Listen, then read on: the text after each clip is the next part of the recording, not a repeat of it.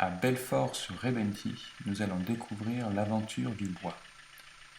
Tout commence à la scierie du pays de Sceaux, basée sur le plateau de Sceaux, dans l'Aude, en dessous de Carcassonne. Au pied des Pyrénées, cette scierie utilise depuis des dizaines d'années uniquement du bois local.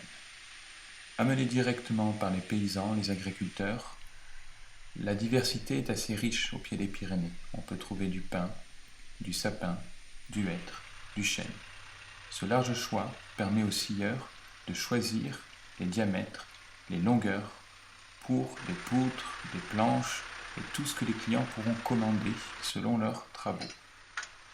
Ce large choix de grumes permet donc aux scieurs de mesurer le diamètre et la longueur du bois pour tirer un maximum de planches et de poutres de son bois et ainsi limiter les chutes et optimiser au maximum tout son bois. Une fois la bille sélectionnée, transportée, tronçonnée, elle sera acheminée avec le chariot jusqu'à l'intérieur de la scierie. Une fois encore, tout ce travail se fait à force d'homme.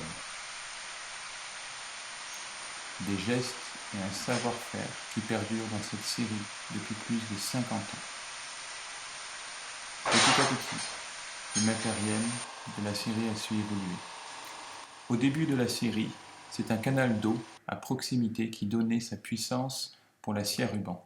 Aujourd'hui, l'électricité a permis aux scieurs d'avoir une plus grande précision, un plus grand confort. Le chariot pourra ainsi faire tourner la bille et assurer aux scieurs le meilleur angle.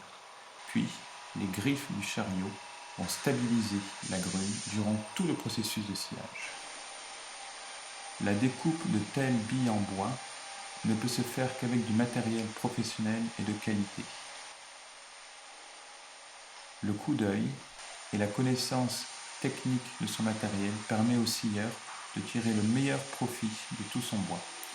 Aujourd'hui, il bénéficiera de l'aide d'un rayon laser qui sera mis sur l'arbre afin de savoir exactement où l'arbre sera découpé.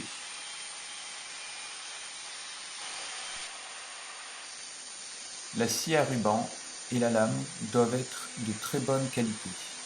La lame, d'une épaisseur d'à peu près 15 cm, doit rester dans son axe tout le long de la découpe.